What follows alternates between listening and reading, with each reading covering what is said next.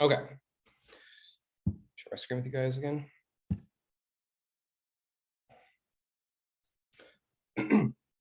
Okay, so as I mentioned, Kelly's attribution theory assumed that people were pretty rational decision makers. They can combine relevant information to come to a rational conclusion.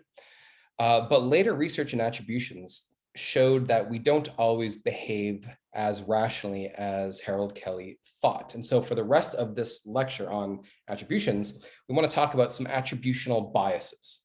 Okay, some biases in the way that we make attributions for other people's behavior.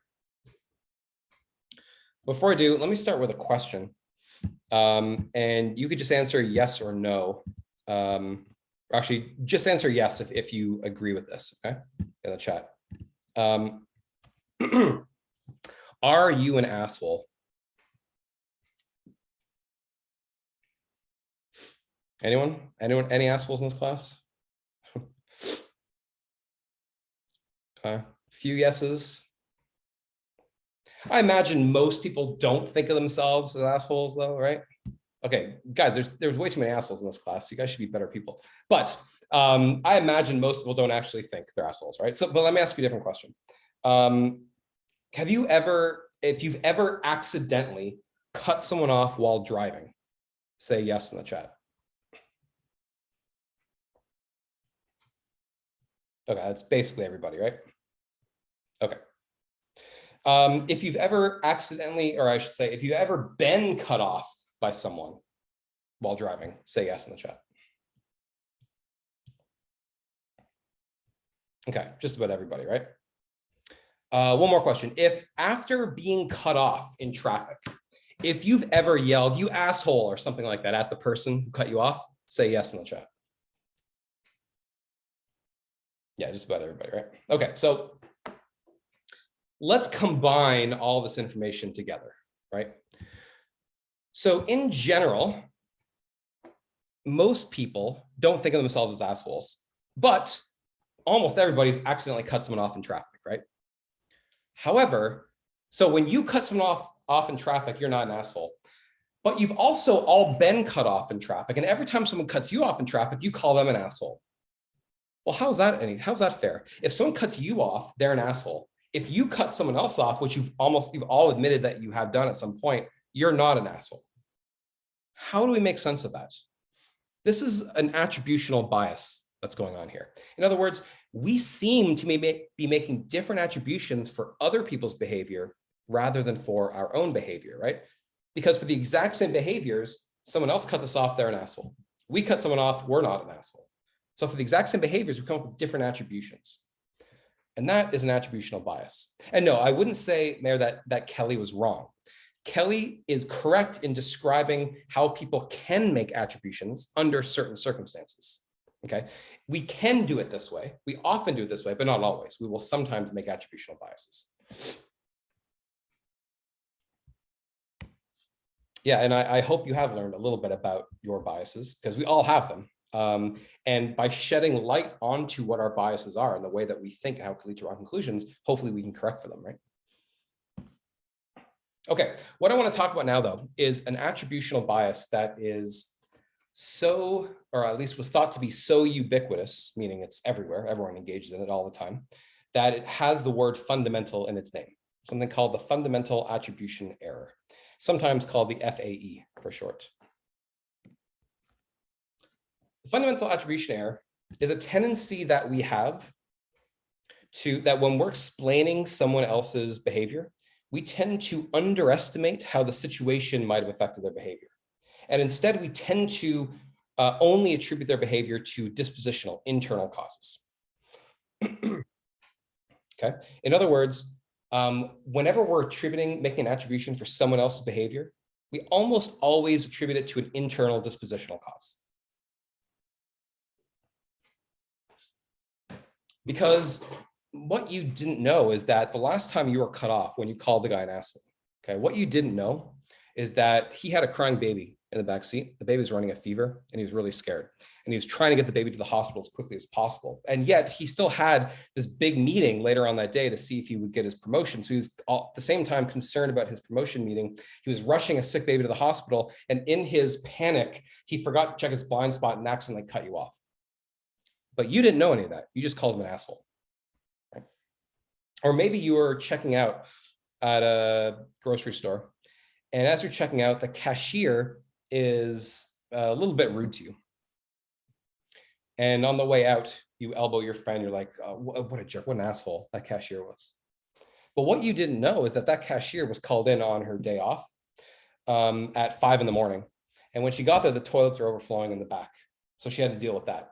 On top of everything, her parents, she just found out her parents were getting divorced yesterday.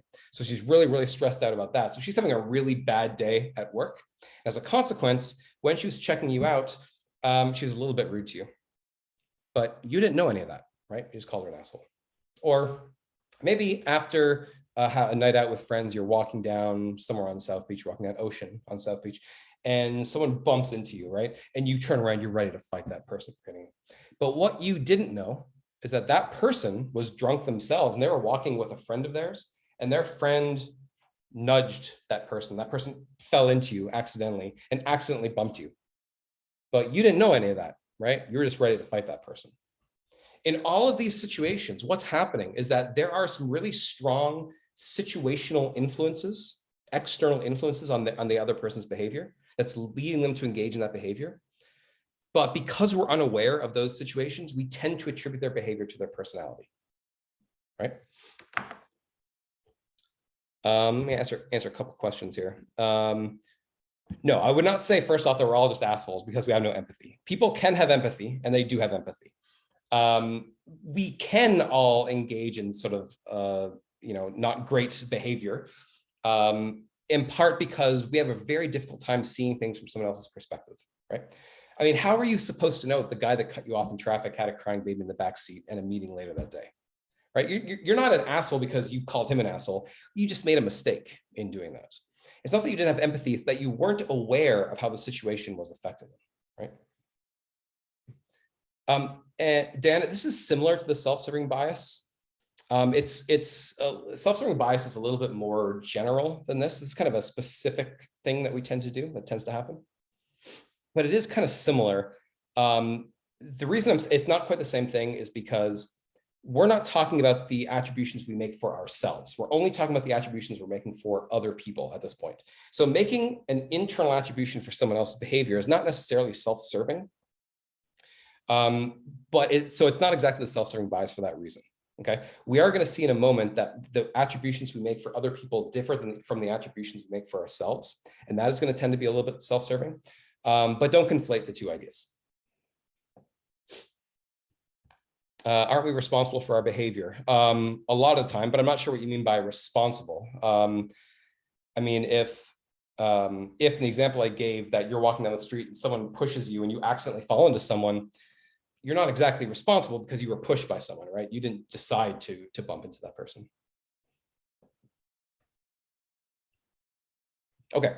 In any case, this is called the fundamental attribution error because when this was first discovered and people started to investigate this, we started to find it all over the place. Like it was really easy to show this sort of bias. And so people called it the fundamental attribution error. However, what people failed to realize at the time is that the vast majority of social psychology was being done in Western countries like the US and Western Europe. When people started to do more cross-cultural research and started to look in Eastern cultures, collectivist cultures, what they showed is that the fundamental attribution error doesn't exist nearly to the same extent in Eastern cultures. And so it's not actually fundamental. So this is actually a really bad name for an effect, right? And it's partly for that reason, some people call this the correspondence bias to sort of de-emphasize the fact that it's fundamental. It's only called fundamental because we were only looking at it within the context of Western cultures. So yeah, this mostly applies to Western cultures, that's right. And that's because in more collectivist cultures, remember that people think of them as themselves interdependent with other people. As a consequence, that's kind of like saying they can recognize how the situation can affect people's behavior, right? So their natural tendency isn't necessarily to attribute their behavior to personal causes. But in Western cultures like this one, we learn from an early age through cultural messages that people's behavior is a consequence of themselves, their personality. And as a consequence, we learn to make these dispositional attributions over time.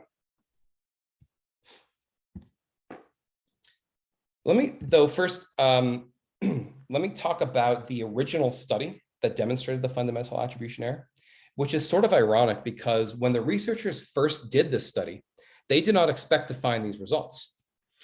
The results they found surprised them, and it's those surprising results that led them to uncover the fundamental attribution error. Okay, so let me describe the study so you can see what I mean. So in the study, participants were told that they were going to be watching someone else on video giving a speech. And the speech that that person was giving was about Fidel Castro. And it was either pro-Castro, like that is the leader of Cuba. So it's either pro-Castro or anti-Castro. Okay. So participants were first off, half of them were told that the student that they were watching give the speech had chosen which position to give, whether they wanted to give an anti-Castro or a pro-Castro speech. Okay. And probably very, very not surprising, like this is one of the least surprising findings in all of social psychology. If a participant sees someone give a pro-Castro speech and they later have to estimate, so what do you think their true attitude was? Are they pro-Castro or anti-Castro? Well, if that person gave a pro-Castro speech, you assume they're very pro-Castro. That makes sense. And if they give an anti-Castro speech, you assume they're anti-Castro. There is nothing surprising whatsoever about this, right? What's more interesting is in this other condition, because for half the participants, they were told that the student that they were watching give this speech about Fidel Castro had no choice in which side that they could make the speech in. They were told that they were assigned to give either a pro-Castro or an anti-Castro speech. Okay, so the person that they watched give a speech, they believed they were told that they had to give a pro-Castro or anti-Castro speech. And so you might think rationally that if we're rational decision makers, that if you had to then estimate whether that person who gave a pro-Castro speech, what their true attitude was, you should have no idea, right? Because they gave a pro-Castro speech, but they were told they had to give that pro-Castro speech. So you should be able to infer what their true attitudes are based on the speech that they gave, right? That's what you would expect. And that's what the researchers expected when they conducted the study. And yet what they actually find is that people still think that the person who gave the pro-Castro speech is pro-Castro, and the person who gave the anti-Castro speech is still anti-Castro. This was the surprise that the researchers had in these findings. They didn't expect this because they were still under the belief that people were going to behave really rationally. So what's going on here? Why is it that these participants still think the person who gave a pro-Castro speech is pro-Castro? Well, this makes sense in light of the fundamental attribution error, right? Because again, when we are making an attribution for someone else's behavior, we tend to ignore how the situation might have affected that behavior. In this case, these participants were told that the student giving the speech was assigned that position. In other words, they were told that there was a really real situational constraint on their behavior, right?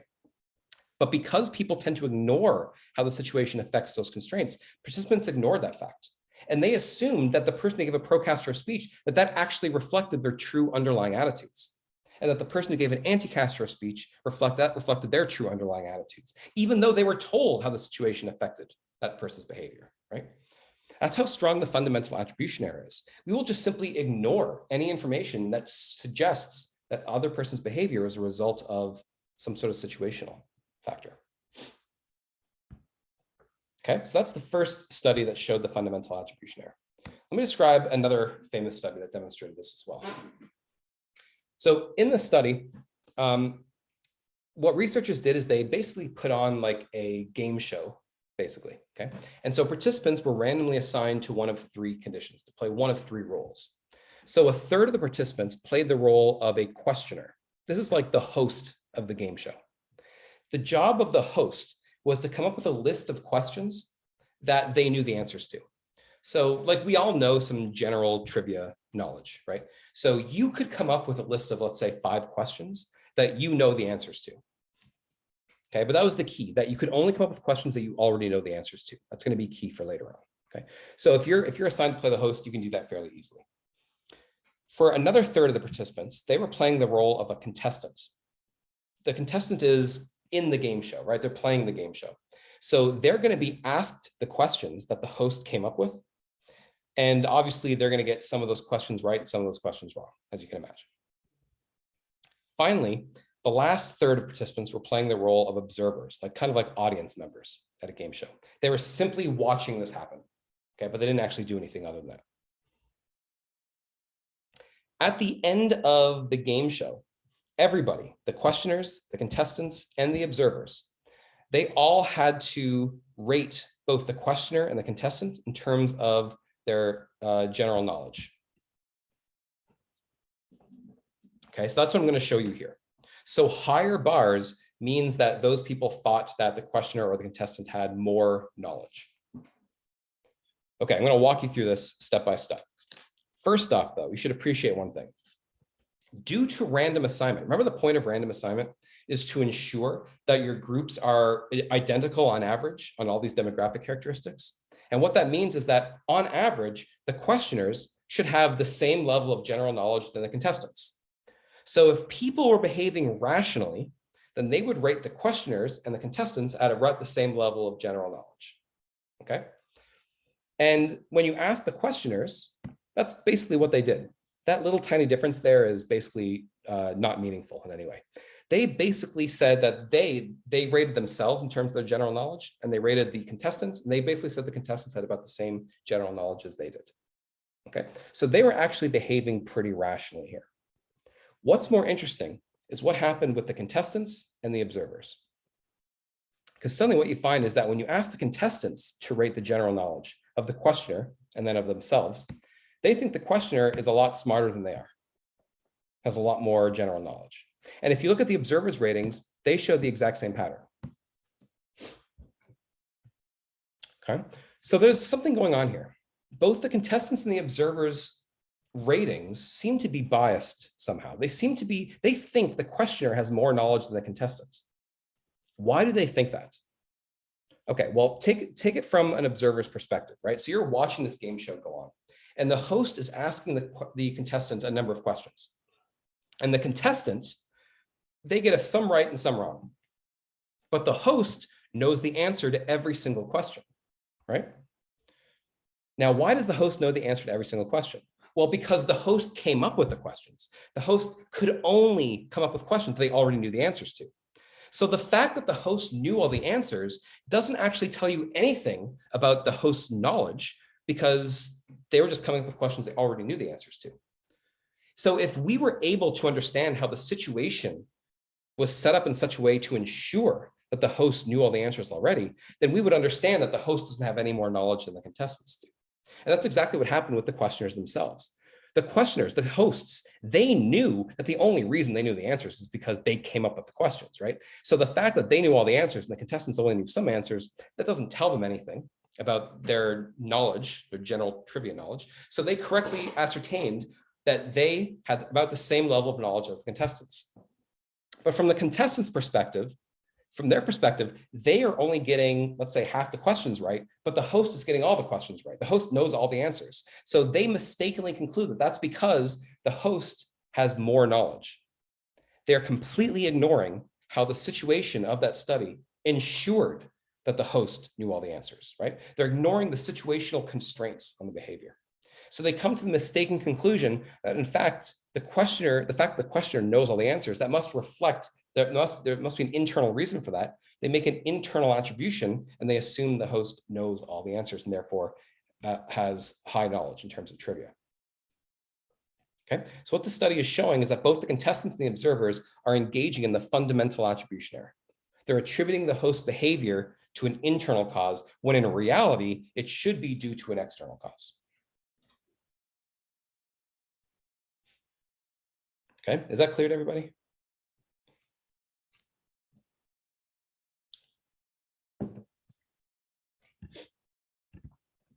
It's an odd thing teaching when I can't see you guys, because it feels like I'm not even talking to anybody, oddly. So I just want to make sure that you guys are understanding.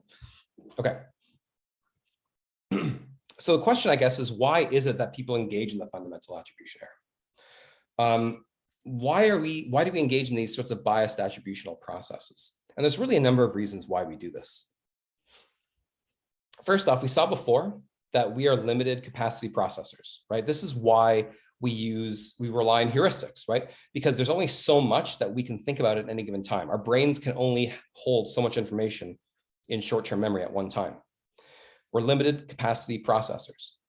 As a consequence, we rely on heuristics to make judgments. And as a consequence, we also tend to rely on the fundamental attribution error, because it takes a lot of cognitive effort to think about how the situation might have affected someone else's behavior. But it's really, really easy to attribute behavior to personality. It doesn't take any cognitive resources to do that. So if we're distracted, if we're thinking about something else, we don't have the cognitive resources available to think about how the situation might have affected someone's behavior. We'll just default to assuming that it was due to an internal cause. Okay? So it's simply easier to make internal attributions, in other words.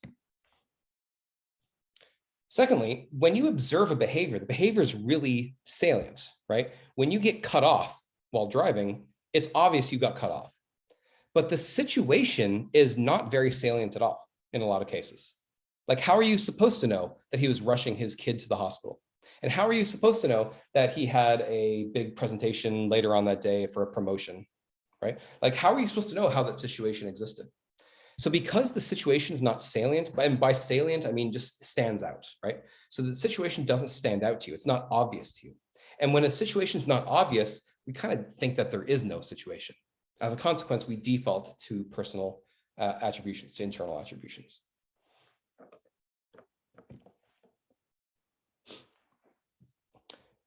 Thirdly, we're just not good at understanding how situations affect behavior. So even if we knew that there was a situation, even if we knew that there's a crying baby in the backseat, and he had a big meeting later that day to talk about his promotion, we're really bad at understanding how those situations might affect people's behavior. So we may not realize that having a crying baby in the backseat who's running a fever is enough to distract him and to lead him to forget to check his blind spot and therefore to cut you off, right? So we just don't understand how situations affect behavior, even if we were aware of the situation to begin with. Fourth, we tend to be mentally lazy, right? We saw this again in the heuristic section, that we don't like to think very much a lot of the time. And as a consequence, because we don't like to think, if we can take any sort of shortcuts, we'll take them. And it takes, as I said, it takes a lot more effort to figure out how the situation might have affected someone's behavior than to simply default to an automatic internal attribution. So we'll just go with our internal attributions a lot of the time. And then finally, I think what is an underappreciated reason for the fundamental attribution error is that if you think about the English language, we have tons, like hundreds and hundreds of words that describe people's personality, right? Someone can be generous or honest or trustworthy or whatever. We have all sorts of personality characteristics that we can use to make internal attributions. But what if we wanted to make an external attribution? What word do we have to make an external attribution? It's kind of hard to think of one, right? Like when someone cuts us off, they're an asshole. We have that word right there, asshole, right? But what if we wanted to make a situational attribution? You person who's influenced by the things that are going on around you. Like, what other word do we have? How do we explain that in words, right? So because there's simply more accessible vocabulary that we can use to make an internal attribution, we default to that.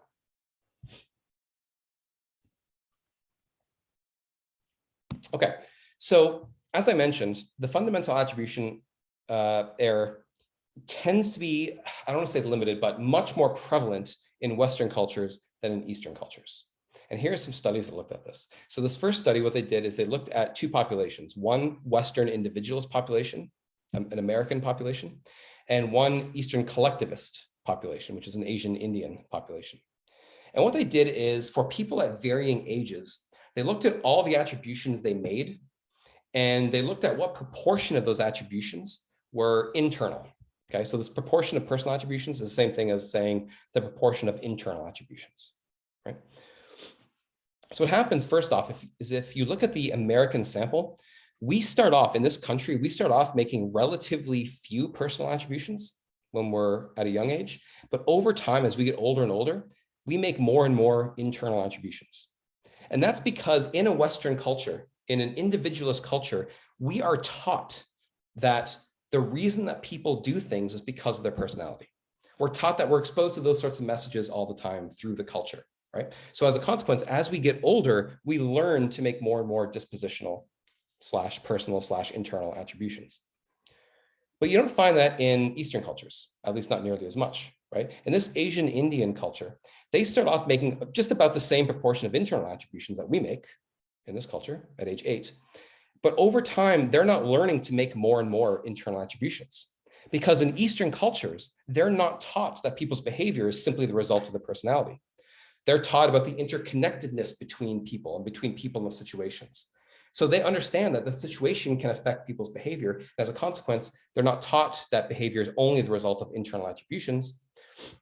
And therefore, they don't show the same sort of fundamental attribution error as adults. But meanwhile, we could do the exact same thing, except instead of looking at the proportion of personal attributions or internal attributions, we can look at the proportion of external attributions as well. That's what this study is here.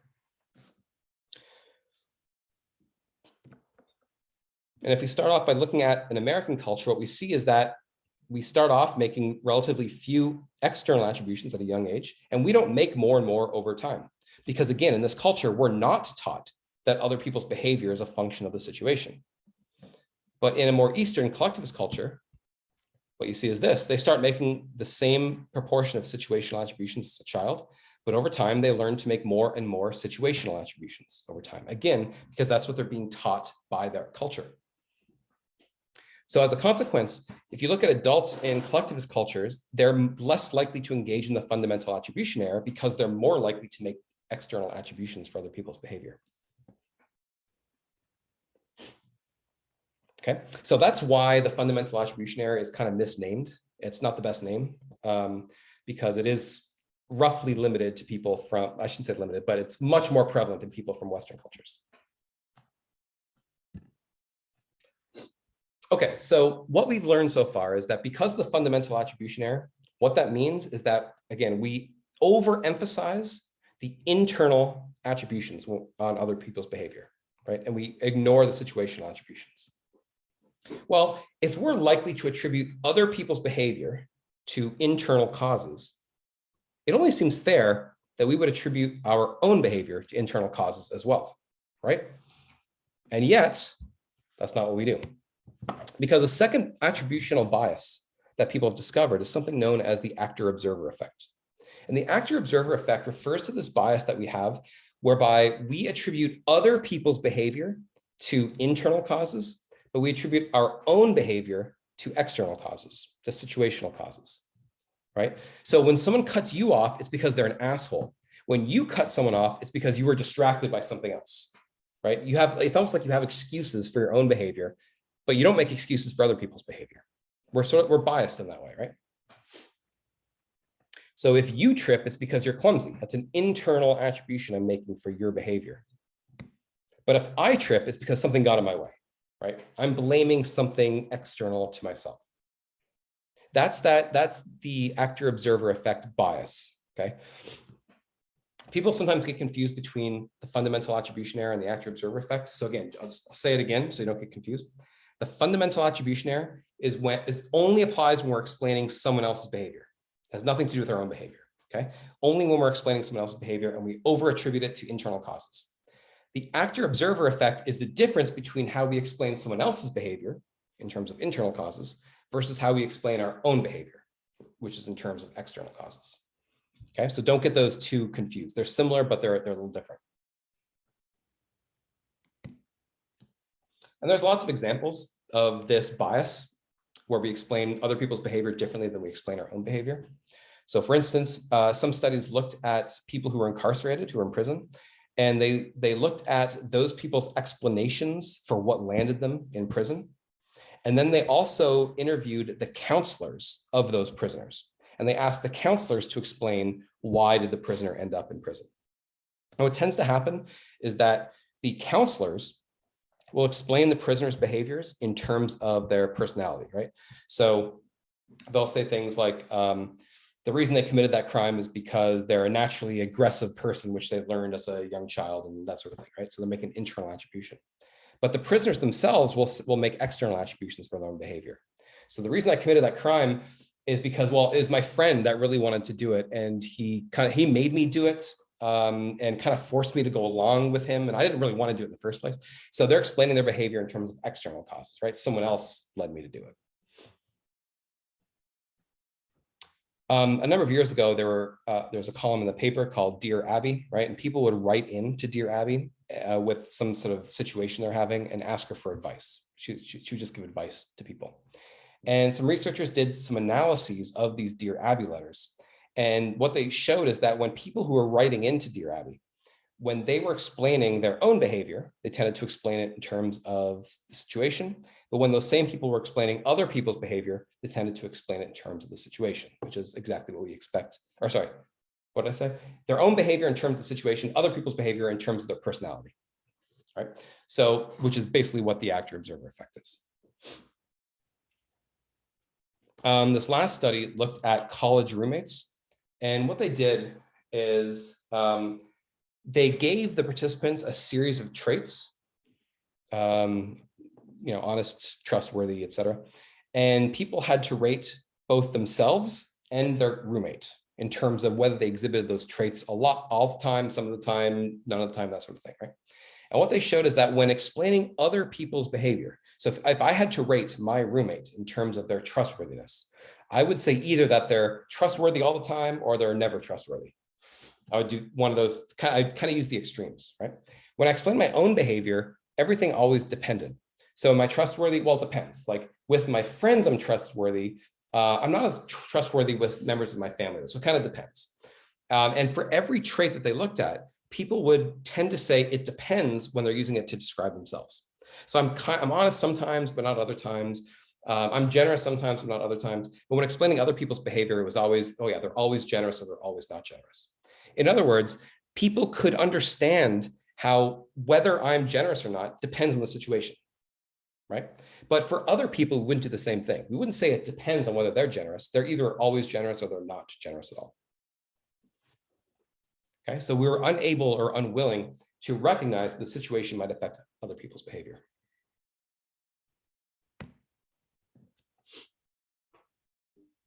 Okay, so we can see that these attributional biases, we can be biased in terms of how we attribute other people's behavior, just as we can be biased when we're attributing our own behavior to something as well. And I want to follow up on that a little bit, because there's one last attributional bias I want to discuss, something called the overjustification effect, which has to do with how we attribute our own behavior. Okay, so here is the textbook definition of the overjustification effect, and then I'll kind of explain what it really means. But the textbook definition is the idea that when we have intrinsic motivation for something, meaning that if there's something you just inherently like to do, that could be playing a sport, it could be playing a musical instrument or singing or drawing or whatever you like to do, okay? If you have intrinsic motivation for that activity, and you then receive extrinsic rewards, meaning let's say you start to get paid to do that thing, then what happens is the act of getting paid tends to undermine our own intrinsic motivation. So for instance, if you really like to paint, okay, you like just making art, right? And then that becomes your job as a profession. The fact that you're now getting paid to paint undermines your intrinsic inherent motivation to paint for its own sake.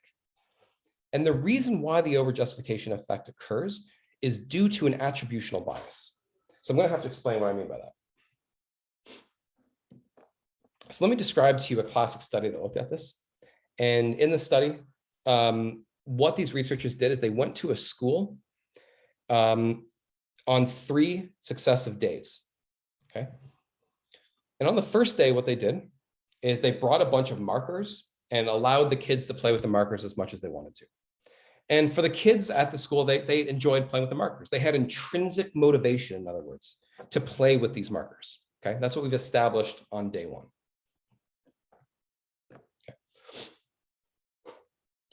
Day 2, the next day, the researchers come back, and at this point, let's see here. Yeah, okay. And at this point, they randomly assign students to one of 3 conditions, okay? So for a third of the kids, they're simply allowed to play with the markers again, as much as they want, okay? But they're not given any sort of reward or anything like that. They're just allowed to play with the markers again. For a second condition of kids, the researchers tell them, we have the markers here from yesterday.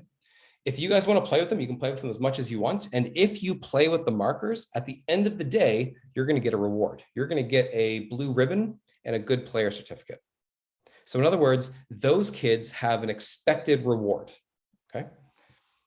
The third group of kids, the researchers come back with the markers to say, we have the markers from yesterday. You guys can play with them as much as you want, but they don't mention anything about an extrinsic reward. But at the very end of the day, those kids get a surprise reward. They get a surprise blue ribbon and good player certificate.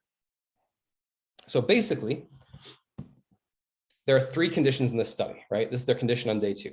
Kids either got no reward for playing with the markers, they got a surprise, unexpected reward, or they had an expected reward for playing with the markers. Then the researchers come back on day 3. And on day 3, they take all the rewards away. And they say, we have the markers here for you guys to play with. If you guys want to play with them as much as you want. And they simply measure how much time the kids spend playing with markers on day 3. Okay, so how much time they spend playing with the markers is basically a measurement of how intrinsically motivated they are to play with the markers, how much they enjoy playing with them. Okay, so that's what I'm going to show you here. So first off, what we find is this. Let's work our way from the right to the left in this case. Okay, if you look at the no reward people, the people who were never given a reward ever, okay, they still like playing with the markers on day 3. If you look at the unexpected reward people, these are the kids who got an unexpected, a surprise reward at the end of day 2. On day 3, they still also like playing with the markers. Okay. What's most interesting is the expected reward condition. These are the kids who on day 2 were told that if you play with the markers, you'll get a reward. So all the kids play with the markers, they all get a reward. Then they come back on day 3, they allow the kids to play with the markers, and suddenly the kids don't want to play with the markers anymore. Okay, that's why this bar is lower. And the question is, why did that happen? Like, what's actually going on here? Well, what's happening is an attributional bias, okay? When these kids on day 3 have to figure out, okay, they're given the opportunity to play with markers. They have to think, okay, do I want to play with these markers? Remember I talked about how this sort of, when we know about ourselves, we sort of lack introspective awareness, right? We don't really know. So what we might do is we might think about our past behavior. Remember, self-perception theory says that when we're trying to figure out if we like something, we think about our past behavior, right? And come to a rational conclusion. That's kind of what's going on here. So you can imagine that these kids are thinking on day 3, they have to decide, do I want to play with these markers? Well, let's see. If we look at the no reward kids first, okay? These kids are saying, well, I played with markers on day 2. I played with them a lot. I didn't get a reward for playing with it. So I must have really liked playing with the markers. So they continue to play with the markers on day 3. If you look at the students in the unexpected reward condition on day 2, okay, so on day 3, they're thinking, do I want to play with these markers? Well, yesterday I played with the markers and I got a reward for doing it, but I didn't know I was getting a reward. So I must have played with them because I really liked the markers. So I must really like playing with markers. So they play with them on day 3. But kids in the expected reward condition are a little different because these kids are thinking, do I want to play with the markers on day 3? Well, on day 2, I played with markers, but I was given a reward for doing so, right? And I knew I was going to get that reward. So I probably only did it for the reward. So if I'm not getting a reward today, why would I want to play with the markers? And so they don't play with them, right?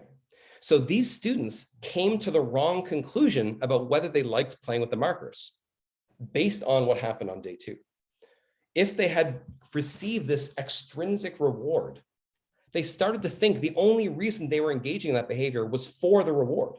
And so if they weren't getting a reward, there's no point in engaging in that behavior anymore, right?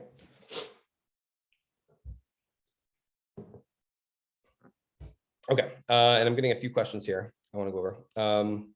First off, would it be because they were already told, so they weren't excited that they were, and they already have been rewarded the same expect?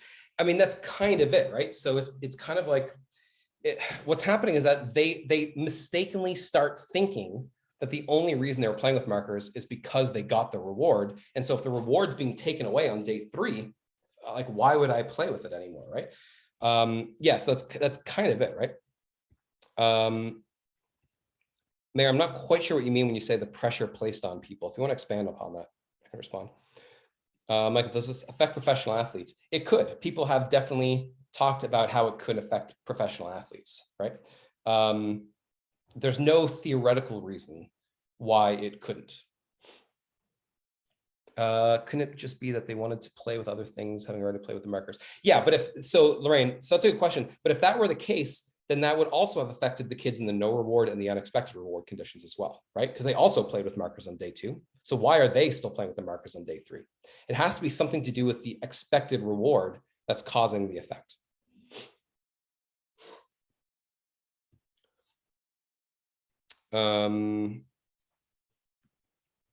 The reward still undermine activity. The subject understands why they enjoy the activity. It's unclear. The only reason. Yeah. So yeah. So that's basically right. It's the fact. I wouldn't say the unclear introspection. It's the unclear attribution. Like if these kids knew that they really like playing with markers, you wouldn't find this effect, right? What's happening is that if it's a relatively new activity that and they're not really sure if they like it or not, that's when we engage in self-perception, when we're not really sure if we like something, right? So they're thinking about their past behavior. That being said, even if you've been painting for years, if you then start to get rewarded for it, you might start to think at that point that you're only doing it for the reward. So, you know, what would be interesting is to repeat this experiment, but where you manipulate though, whether the kids, you know, how strongly they know that they like that activity to see if the overjustification effect gets smaller in conditions where they know they like the activity. So the previous, hold on a second. So their previous extrinsic rewards. Yeah, I'll call on you in a second, Mayor, so you can expand upon what you mean. So their previous intrinsic reward, because an extrinsic reward is present, they attribute their choice to associated. Yes, exactly. That's right. So they start mistakenly attributing their performance to the extrinsic reward. That's exactly right. Okay, Mayor, let me unmute you. Mayor, can you raise your hand for me? So you pop up. All right, there we go. All right. Yeah, what I mean is, let's say someone who's a professional painter who was painting for years and he enjoyed it, didn't get paid. Mm-hmm. Then once he starts doing it a job, he can't have a piece that he loves and messed up. So whatever, it doesn't matter because it's not like it's his livelihood, or he doesn't have the pressure of success upon his shoulders for it. But once you've added that pressure, it sucks the enjoyment out of it. Because let's say he ruins a piece or he makes something that he likes, but he's worried that the other person who he's making for won't like it. Couldn't that pressure and that worry just ruin the activity for him? Okay, it's possible, but it's not necessary, right? Because like the kids in this study didn't feel any pressure to play with the markers. They were told if they played with it, then they would get the reward you're saying, like as a good, what's called again? Good player, like good player award. So what if but on day 3 they weren't? They don't get it. On day 3 they didn't have that pressure. On day 3 they were allowed to play with them as much as they want, and they weren't going to get a reward. They all knew that, right? Okay. So it's possible that what you're saying is true. That I don't really know because I can't think of a study offhand that looked at that. It's possible what we're saying is true, but that would be in addition. It's not a necessary component of the overjustification effect. Got it. What are your thoughts on the do what you love concept for work? Right. Okay, so yeah, I know what you're saying. So because if you start working in an area that you intrinsically enjoy, the downside is that could undermine your intrinsic enjoyment for it, right? The hope is that by knowing about this effect, you're less likely to fall prey to it, right? Because you know that you might be making a biased attribution. So the hope is that you guys are less likely to start to have your intrinsic interests undermined by that extrinsic motivation, hopefully. There are some researchers who have looked at what creates intrinsic motivation as well, which also gets at this idea, right? So how do we want to nurture intrinsic motivation? And they talk about a couple of different factors that nurture intrinsic motivation. One of those factors is autonomy. So if you are able to choose what you want to do, as opposed to, let's say as a child, if you're forced to do something because your parents want you to do it, then you don't have any autonomy over it. That doesn't foster intrinsic motivation. But if you're able to choose and direct how you want to pursue this activity, that will foster intrinsic motivation. So that's one factor. Another factor is relatedness, meaning like if you can form relationships with other people through that activity, that tends to foster intrinsic motivation as well. So there are ways to foster that sort of intrinsic motivation. However, I would caution, it's always possible that you could fall prey to the over-justification effect if you do start getting rewarded for something you intrinsically enjoy. Because it starts to feel like work at that point, right? If you're working, if you're doing this thing for work, it kind of feels like that shouldn't be your hobby as well. Hold on, I'm getting some comments faster than I can read them. I want to get to the other part of your question, Christian. Doing something unpleasant with an expected reward will cause someone to fundamentally enjoy it after time. I don't think so. If you do something, so you're saying like, if you do something you don't like with an expected reward, okay, I don't think so, because the attributions aren't going to be biased, right? So if there's something like, let's say that you hate needles and you've got to get shots, but you're getting paid to get those shots, right? So I'm going to know the only reason I'm volunteering to get those shots is because I'm getting paid for it. I'm correctly making the right attribution that I'm only getting those shots because of the extrinsic reward. Because of that, there's no attributional bias. It's not going to mess up my decision making. So I don't think it's going to work the opposite way. I think it's only going to work when it's something you enjoy doing, because if you're getting paid for something you enjoy doing, you now have two possible explanations for why you're doing it, either because you enjoy doing it or because of the extrinsic reward. And so that's when we can start confusing the two. But if you're engaged in something you don't like doing, you only have one explanation for why you're doing it, which is the extrinsic reward. So it wouldn't happen in the opposite direction. Yeah, I feel like adding a sense of duty takes away from the pleasure of a leisurely activity. Yeah, now that might be, that wouldn't be exactly the same thing as the over-justification effect, because we're not talking about a sense of duty here. But I think you're probably right, maybe for a different reason than the over-justification effect. Like a sense of duty almost makes it sound like you are forced into doing it. So, you know what, I am kind of agreeing with you. Actually, maybe it is more similar than I think. Because a sense of duty is implying that there's an extrinsic reason for why you're engaging in that activity, which is exactly what's going on here. So yeah, I would agree with you on that, Isabella.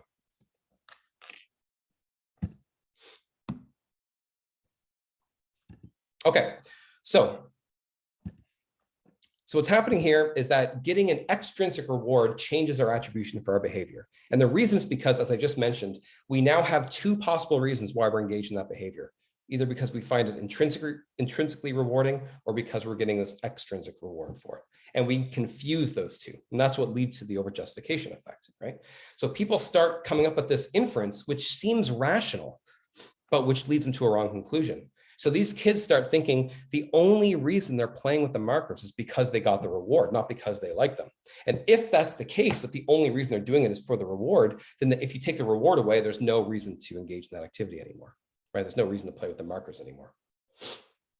So yeah, there's a confusion what that's happening here, right? That people are getting mixed up behind the reasons for why they're engaged in that activity. So there's a story, I think the story, it might be in your textbook, I'm not sure.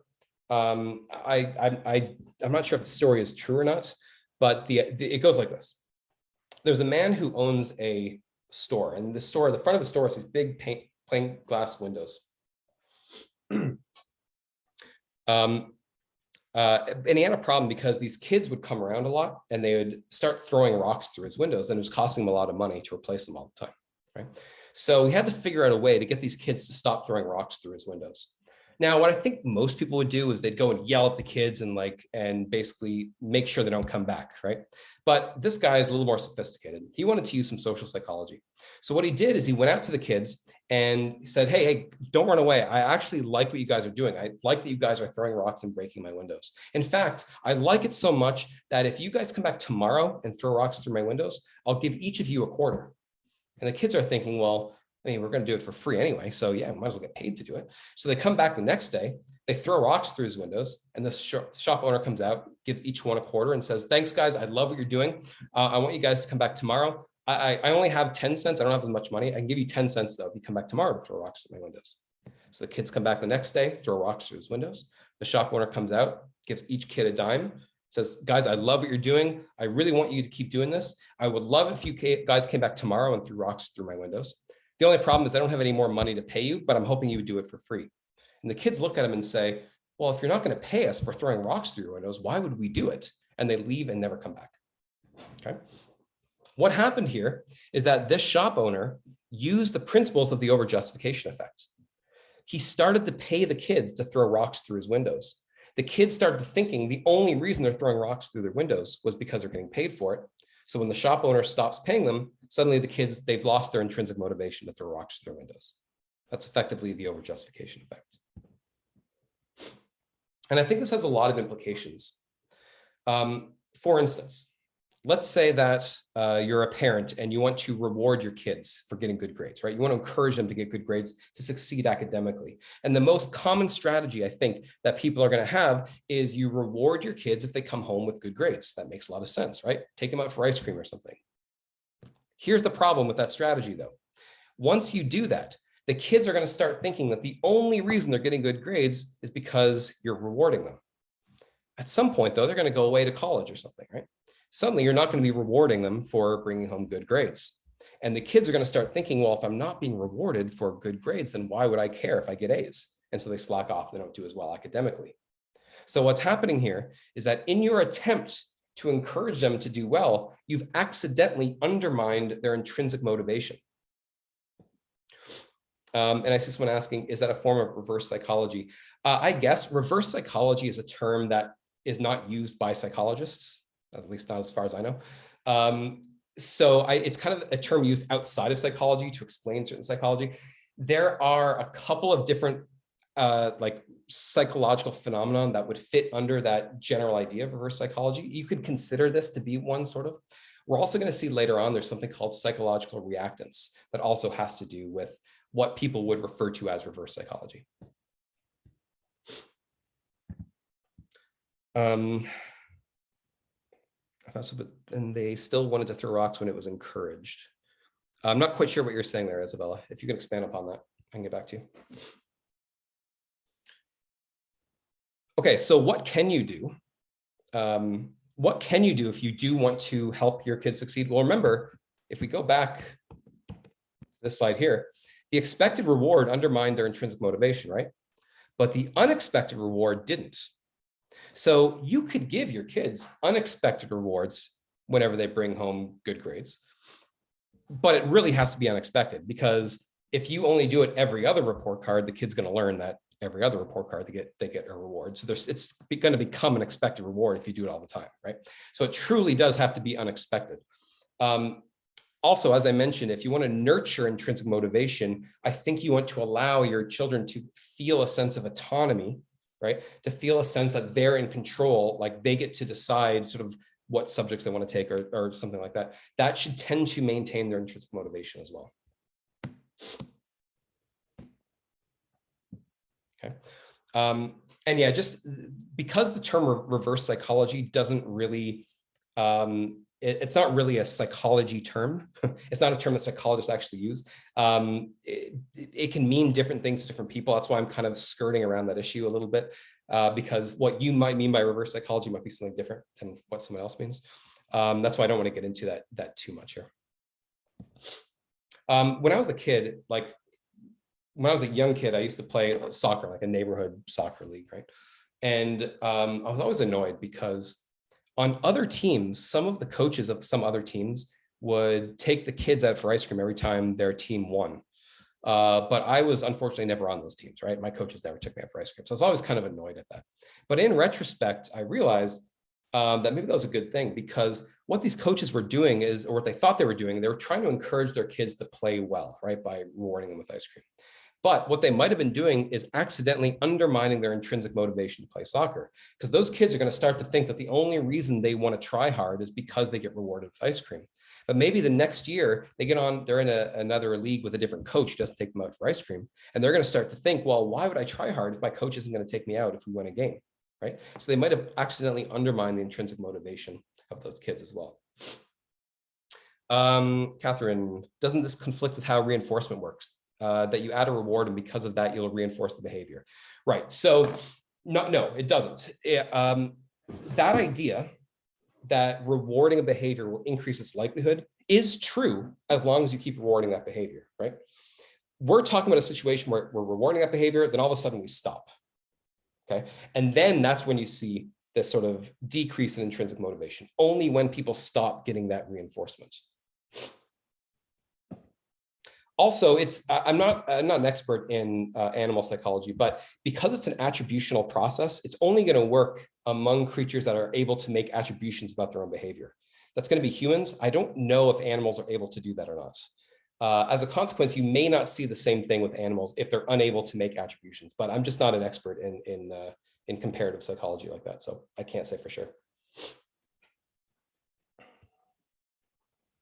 So there are some similarities, but there are some differences as well. So just keep that in mind. The overjustification effect only refers to situations where the reward disappears at one point, right? As long as you maintain that reward, you can maintain people's behavior. So for instance, if you did that study with the kids playing with markers and you rewarded them on day 2 to play with the markers, and then you kept rewarding them on day 3, 4, 5, 6, 7, those kids are going to play with the markers a lot.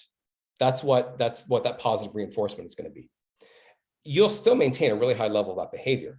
The only time you see the overjustification effect happen is when you take away that reward and the people know that reward has been taken away, right? Then all of a sudden they're going to think there's no reason to engage in that behavior.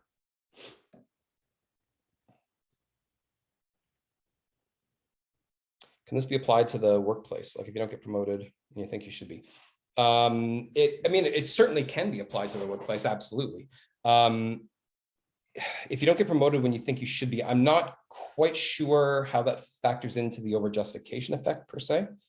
There might be another psychological effect going on there, possibly. Because in order for this to be the overjustification effect, you have to be rewarded for something you intrinsically like doing.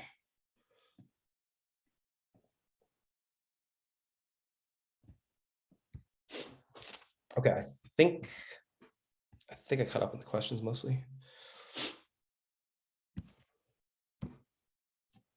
Okay, so basically to summarize this section, oh wow, it's later than I thought.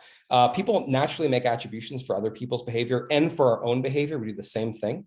We want to attribute our own behavior to something. And as we've seen, because we lack this introspective awareness, we make these rational inferences about our own behavior and the reasons for our behavior based on thinking about our past behavior, which can lead to these sorts of attributional biases, as we saw in the overjustification effect. And sometimes we have the ability to make rational attributions. We can do what Kelly says that we do, okay?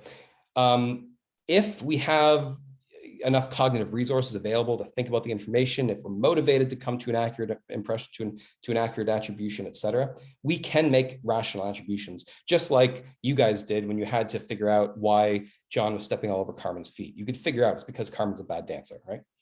But we don't always make rational attributions, and that's really the problem. Those attributions can be biased. Okay, we saw that they can be biased by the fundamental attribution error, where we over-attribute other people's behavior to dispositional internal causes and ignore how the situation affects their behavior. We saw that with the actor-observer effect, where we make internal attributions for other people's behavior, but external attributions for our own behavior. And we saw that with the overjustification effect, whereby we can lose our intrinsic motivation if we start getting extrinsic motivation. Okay, let's take another break now. When we come back, we're gonna have a quiz, okay? So make sure you're back on time. We're gonna come back at 5:50, so that's about 8 minutes from now. And as I said, we're gonna have a quiz, so make sure you're back here on time, okay? See you guys at 5:50.